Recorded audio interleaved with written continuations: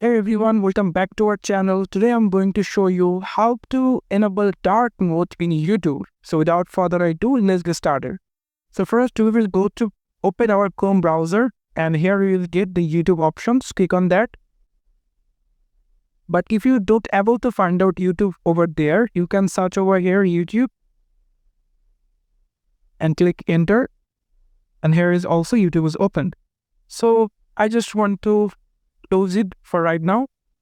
So here you can see this is our YouTube, and you can see it's in light theme. So we can change it by clicking on this icon over here.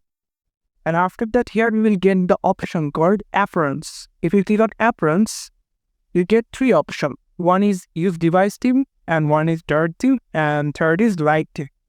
So my device is light theme, that's why I'm gonna click on dark theme over here. And if you click on dark theme, after some times later, you can see your YouTube in properly showing in dark mode, you can see. So this is how you can enable a dark mode in YouTube. Thank you so much for watching this video. I hope to see you in another video. Till then, goodbye.